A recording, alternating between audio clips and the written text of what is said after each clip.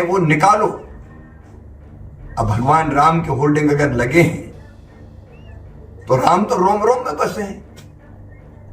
राम इस देश के जन जन की सांस में बसे हैं।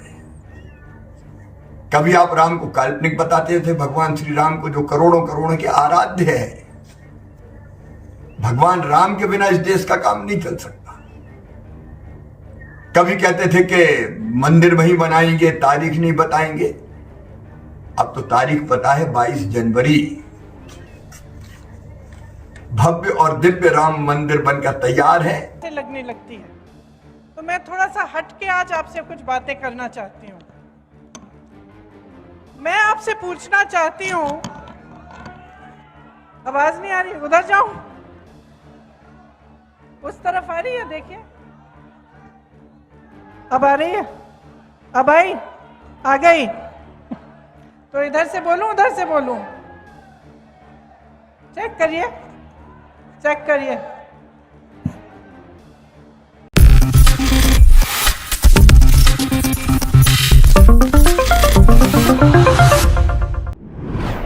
नेक्स्ट 9 न्यूज में आपका बहुत बहुत स्वागत है। मैं हूं आपके साथ अबरारुल हक रहमानी। मेरा खास प्रोग्राम मुद्दा आज का में चर्चा करेंगे मध्य प्रदेश में प्रियंका गांधी की उस रैली। दरअसल प्रियंका गांधी ने मध्य प्रदेश की उस रैली में जिस ढंग से भारतीय जनता पार्टी की सरकार को और प्रदेश के मुख्यमंत्री शिवराज सिंह चौहान को आड़े हाथों लिया है, ये कांग्रेस पार्टी की वो जो रणनीति शुरुआती समय से हम देख रहे थे वो इस समय खुलकर के सामने नजर आ रही है। लेकिन आप ये बात भी समझिए कि लगातार जिस ढंग से प्रियंका गांधी ये दावे कर रही है कि प्रदेश में जनता ने आप परिवर्तन का एक मूड बना लिया है और वो तमाम जो मुद्दे विपक्ष के तरफ से उठाए गए थे, दरअसल उस पर अब जनता भरोसा कर रही है और जनता सत्ता परिवर्तन का भी खेल करके दिखा देगी। इस बार भारतीय जनता पार्टी ने दर्शकों मध्य प्रदेश में कई ऐसे प्रयोग करने के बारे में सोचा, कई ऐसे कदम उठाने के बारे में सोचा जिसको लेकर के जो विपक्ष है वो भी हैरान रह गया। अब सोचिए कि जो मध्य प्रदेश से 5 कैबिनेट मंत्री हैं, उन कैबिनेट मंत्रियों में से 3 को तो चुनावी मैदान में उतार दिया गया, कई सांसदों को उतार दिया गया और अब ऐसे में ये दावे किए जा रहे हैं, विपक्ष को एक मौका मिल गया। विपक्ष ये दावे कर रहा है कि भारतीय जनता पार्टी अपनी हार को भांप चुकी है, अपनी हार को देख रहे हैं और क्या इसी वजह से यहाँ पर जो है केंद्रीय मंत्रियों की फौज उतारी जा रही है, सांसदों को उतारा जा रहा है। ये पक्ष प्रियंका गांधी का। लेकिन अगर दूसरे पक्ष की बात करें दर्शकों, कमलनाथ की, कांग्रेस पार्टी की, या फिर यहां पर अगर देखा जाए शिवराज सिंह चौहान की, तो शिवराज सिंह चौहान लगातार लाडली बहना जैसी योजनाओं को लेकर ये दावा कर रहे हैं कि प्रदेश में जनता उनके कामों पर भरोसा कर रही है और उन्हीं को अपने मतों का इस्तेमाल करते हुए फिर से एक बार सत्ता में रिपीट करके दिखाएगी। लेकिन ये सारी बातें कितनी हद तक सच हो पाएगी ये देखना होगा। आइए सबसे पहले आपको प्रियंका गांधी के उस ताज़ा तरीन बयान को सुनवाते हैं जो मध्य प्रदेश की सियासत में एक नया वावेला खड़ा करता है। चुनाव का समय है, आपको आदत होगी कि जो भी नेता आता है, जिस पार्टी का होता है उस पार्टी के बारे में बात करता है और दूसरी पार्टी की आलोचना करता है। तो कभी कभी मुझे लगता है कि जो वो कह रहे हैं, जो हम कह रहे हैं, हम कहते हैं कि वो भ्रष्ट है, वो कहते हैं हम भ्रष्ट हैं, हम कहते हैं उन्होंने कुछ नहीं कहा, वो करा, वो कहते हैं कि हमने कुछ नहीं करा। और इस तू मैं के बीच आपको ये निर्णय लेना होता है कि आप किसका समर्थन करेंगे। और ये तू मैं कभी कभी दोनों तरफ से एक ही जैसे लगने लगती है। तो मैं थोड़ा सा हट के आज आपसे कुछ बातें करना चाहती हूँ। मैं आपसे पूछना चाहती हूँ, आवाज नहीं आ रही, उधर जाऊं, उस तरफ आ रही है, देखिए अब आ रही है, अब आई, आ गई। तो इधर से बोलूं उधर से बोलूं? चेक करिए, चेक करिए, यहीं से बोलूं? अब आ रही है? थोड़ा जोर से बोलूंगी। तो मैं कह रही थी, मैं कुछ हट के कुछ बातें करना चाहती हूँ। मैं आज ये सवाल उठाना चाहती हूँ कि आप जनता हैं इस देश के, प्रदेश के, आपकी क्या उम्मीद है राजनीतिक दल से, नेताओं से, सरकार से? देखिए, एक जमाना था जब बड़े बड़े महापुरुष थे, जब हमारी उम्मीदें भी जो उनसे थी बहुत ऊंची थी। एक सादगी का जीवन, सभ्यता, एक दूसरे की विचारधारा के खिलाफ भी हो तो एक दूसरे से जब मिलते तो हम ये उम्मीद रखते थे कि। तो आपने देखा दर्शकों कि लगातार प्रियंका गांधी उन्हीं बातों का जिक्र कर रही थी, उन्हीं बातों को दोहरा रही थी जो भारतीय जनता पार्टी की नब्ज कही जाती है, और बीजेपी ये कतई पसंद नहीं करेगी। तो क्या बीजेपी अब इसके पलटवार में उसी तरीके के बयान को जारी करने वाली है?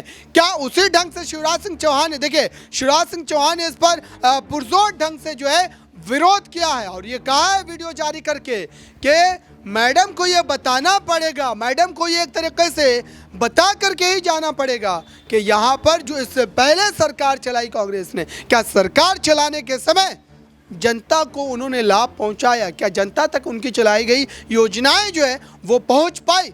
आइए आपको शिवराज सिंह चौहान के भी पक्ष को एक बार सुनाते। आज फिर मध्य प्रदेश में कांग्रेस की झूठ की दुकान सज रही है। आज फिर प्रियंका जी आ रही हैं। मैं सबसे पहले तो प्रियंका जी से यही सवाल पूछना चाहता हूं कि भगवान राम और भगवान राम के मंदिर से आपको तकलीफ क्या है? कांग्रेस ने शिकायत की है चुनाव आयोग को कि भगवान राम के मंदिर के फोटो होर्डिंग लगाए जा रहे हैं, वो निकाले जाएं। महाकाल महालोक के चित्र लगे हैं, वो निकालो। अब भगवान राम के होर्डिंग अगर लगे हैं तो राम तो रोम रोम में बसे हैं। राम इस देश के जन जन की सांस में बसे हैं। कभी आप राम को काल्पनिक बताते थे, भगवान श्री राम को जो करोड़ों करोड़ों के आराध्य है। भगवान राम के बिना इस देश का काम नहीं चल सकता। कभी कहते थे कि मंदिर वहीं बनाएंगे, तारीख नहीं बताएंगे। अब तो तारीख पता है, 22 जनवरी भव्य और दिव्य राम मंदिर बनकर तैयार है और प्रधानमंत्री जी के हाथों प्राण प्रतिष्ठा होनी है। महाकाल महालोक बना, आपने झूठे आरोप लगा दिए। आखिर महाकाल महालोक से चिढ़ क्या है आपको? और अब होर्डिंग उतरवाने की बात करते हैं। राम हो, भगवान शिव हो, महाकाल हो, ये कहीं से नहीं हटाए जा सकते। लेकिन कांग्रेस बताए कि उसका दृष्टिकोण क्या है, और यह भी जवाब देना पड़ेगा मैडम को। महीने वादे करने आ गए, झूठ का महा वचन पत्र फिर दे दिया आपने। मैं आज फिर पूछ रहा हूं, साहस है तो जवाब दें। गरीब बेगा भारिया शहरिया के 1000 रुपया कमलनाथ जी ने क्यों बंद किए थे? जवाब दें। संबल योजना क्यों बंद की? गरीब बहन के पैसे देना बंद कर दिए। बेटा बेटी के जन्म के पहले 4000, जन्म के 12000, बाद 12000।